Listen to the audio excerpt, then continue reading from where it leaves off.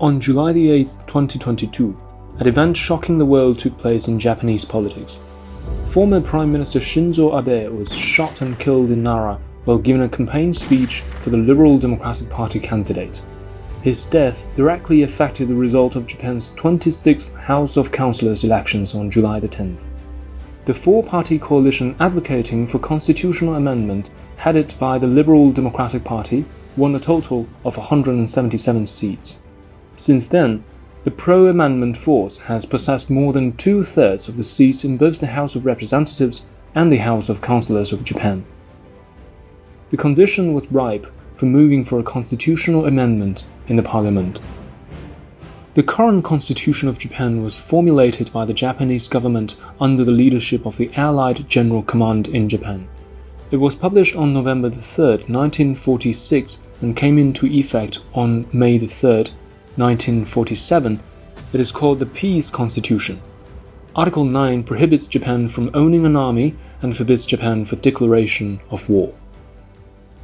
The conservative forces in Japan have vigorously promoted the process of constitutional amendments for many years, and the core appeal is to amend Article 9 of the Constitution. However, as per Article 96 of the Constitution, a constitutional amendment motion must be first approved by more than two-thirds of all members of both houses and then put to a referendum with more than half of the votes in favor before the constitutional amendments can be realized. The very fact that the Peace Constitution was issued under the auspices of the United States Occupation Authority provides a pretext for the Japanese conservative forces to set off multiple waves of constitutional amendment. In December 1954, Ichiro Hatoyama became the Prime Minister of Japan. He publicly declared that to correct the occupation policy, we should first amend the Constitution, especially the Article 9 of the Constitution. In 1955, under the mediation of Hatoyama, a Liberal Democratic Party took shape and directly wrote the constitutional amendment into its party platform.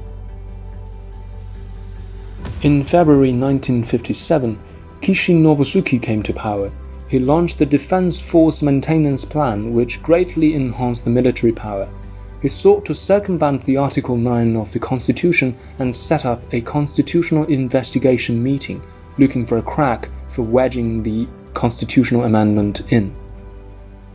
Nakasune Yasuhiro, who became Prime Minister in November 1982, tried to make the Peace Constitution nominal by explaining and revising. And in 1987, it broke through the limit that the defense expenditure should not exceed 1% of the GNP. After the end of the Cold War, the Japanese conservative forces continued to invalidate the Peace Constitution through peripheral legislation, so as to achieve the goal of indirect constitutional amendment. On 1999, the Japanese Congress passed the Law on Peripheral Events. In 2001, the Law on Cooperation in United Nations Peacekeeping Activities Amendment and the Law on Special Anti-Terrorist Measures were enacted.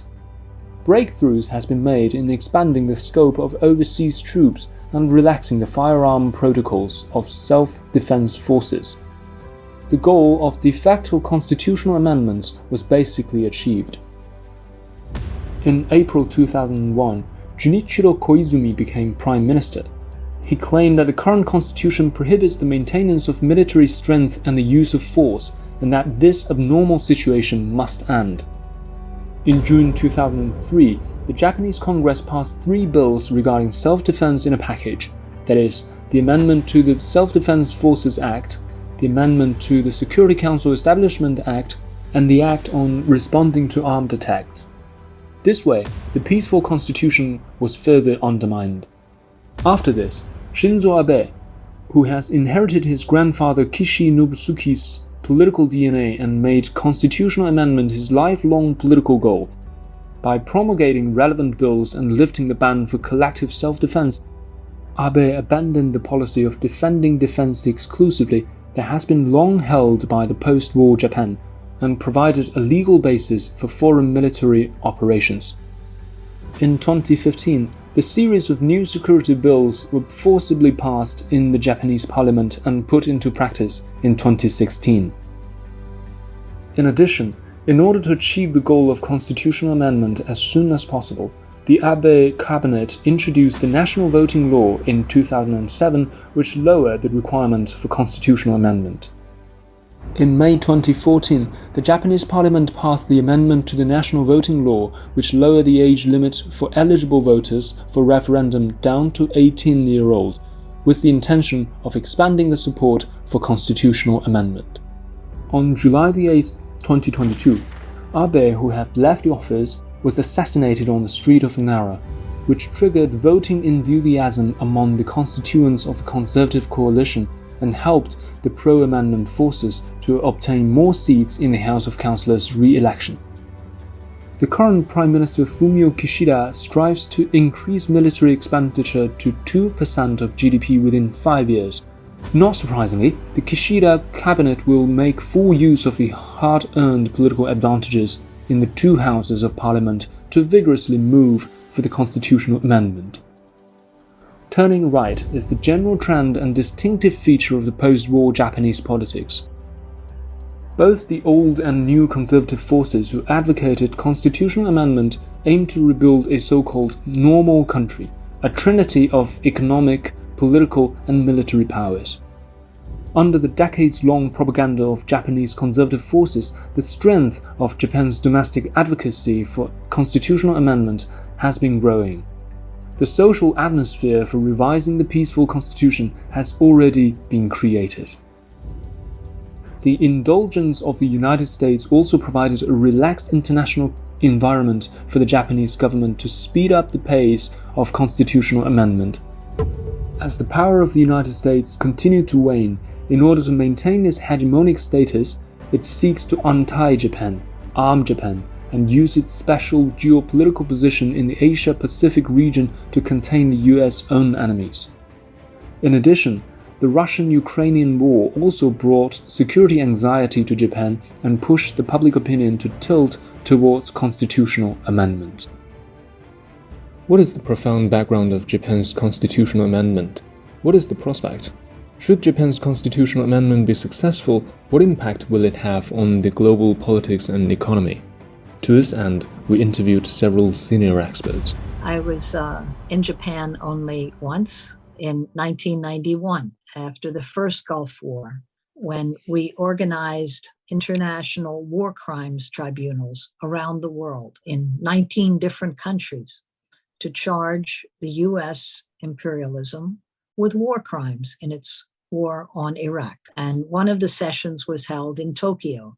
But what everyone was debating in Tokyo at that time, everyone in the political movement was discussing, was Article 9, because that was when this reinterpretation of Article 9 was beginning.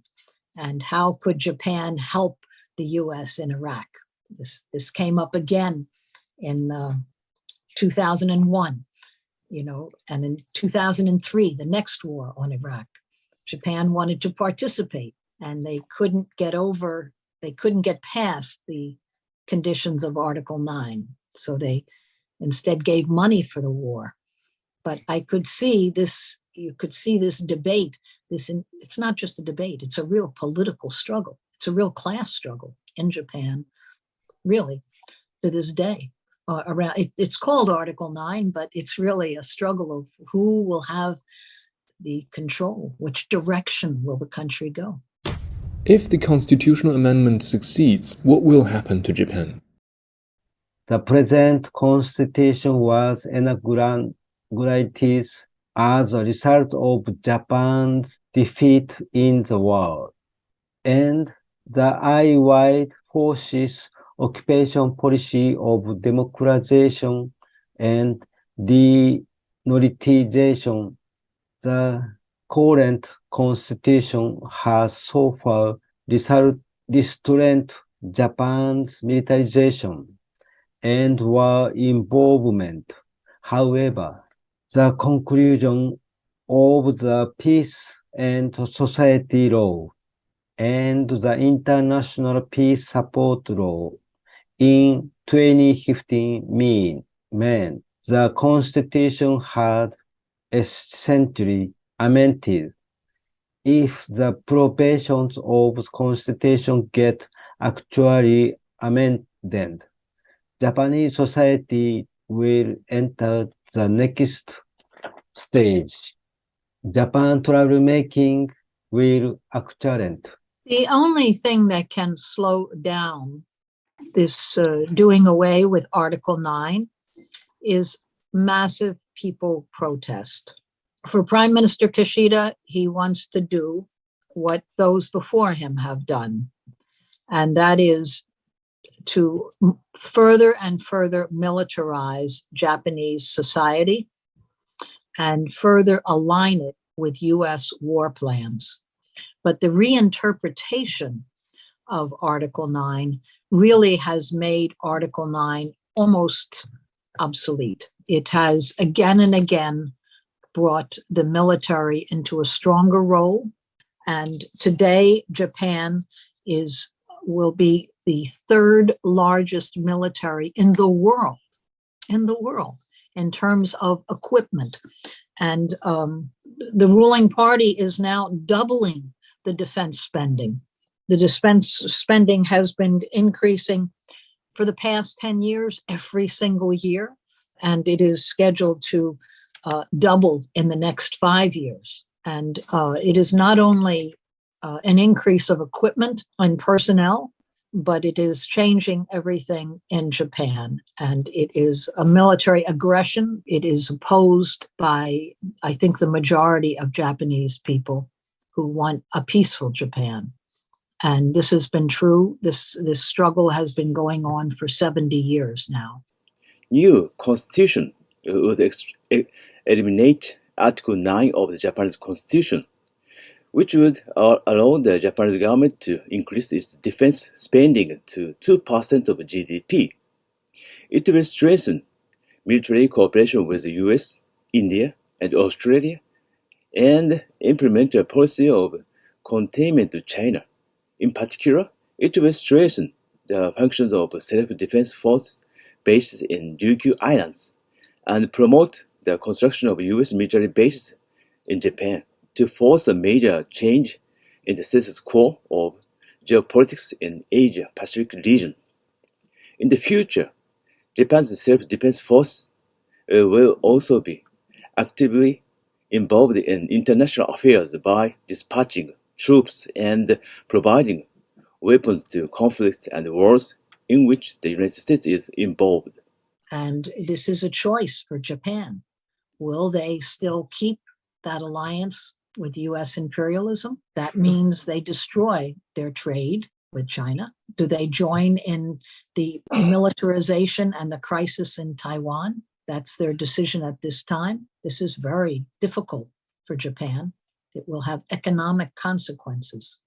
So it's a new period right now, and we need to relook everything that we've seen in the past. Japan is building a big military machine to act as a partner, as an ally with the US. That's not in the interests of the people of Japan, of the working people. And so today, to demand peace and neutrality and to stop this war machine is a very important demand. What role did the United States place in it? Why is US imperialism so interested in Japan remilitarizing and doing away with Article 9? Because this is not something that comes from Japan internally. This is being pushed hard by the US military, who wants allies, frontline partners in their aggression against China and also against Russia and against North Korea. And they want to use Japan's military capacity in a tight alliance with US imperialism. And they have a great deal of control and influence in this process. The same thing is happening in Western Europe and in Eastern Europe and in the surrounding of Russia today. There is a promoting of militarism and war by US imperialism. Well, of course, there are Japanese militarists that have always wanted to break away from the US occupation of Japan, yes, but Japan for 70 years, especially the right wing, has done the bidding and the demand of US imperialism. And the forces that have resisted this have been the workers' movement, the socialists, the communists in Japan, that from the very beginning opposed Japanese remilitarizing of society and defended Article 9. They called for Article 9 as a peace clause because they did not want the militarization of Japan. What impact will it have on the surrounding geographical environment and the global politics in general? In fact, Japan's government is preparing to conduct a second Battle of Okinawa in the Ryukyu Islands. This is an ethnically discriminatory policy of using Ryukyu as a battlefield and leaving the Japanese mainland unaffected by the war. Just as Operation Dumping Stone was used in Ryukyu Islands during the Pacific War, we believe that Ryukyu should become independent from Japan as soon as possible. Ryukyu was an independent country until 1879, and after the annexation of Ryukyu in the same year, Ryukyu was made a Japanese colony. US military bases are imposed on it, and now it's about to become a war zone again. Many Ryukyuans have expressed their opposition to construction of a self-defense forces base and the new US military base in Henoko by holding referendums, but the Japanese government is forcing them to do so. The only way to stop this is for the Ryukyu Islands to become independent. In response to the situation in the Taiwan Strait, the Japanese government has already built additional self-defense forces bases, radar bases, and missile bases in the Ryukyu Islands. After the Constitution amendment, such militarization will further increase. If the Taiwan Strait is reunified in a non-peaceful manner, we believe that if the US military is deployed, it's highly likely that the self-defense force will be deployed along with it. Right-wing Japanese politicians consider Taiwan to be a lifeline of Japan's national defense and would strongly advocate the deployment of the self-defense force. Taiwan was a Japanese colony, and there are still moves to reassert control over it. They will try to take advantage of major developments in the Taiwan Strait situation. There is a possibility that Japan would trigger conflict in East Asia. And if constitution is revised, the danger of becoming the cause will be even greater. Meanwhile, the declining birth rate and economic stagnation will lead to future Japanese society a further decline. I believe that the future of Japan will depend on how these two factors, the declining society and the danger of the society being localized, affect each other.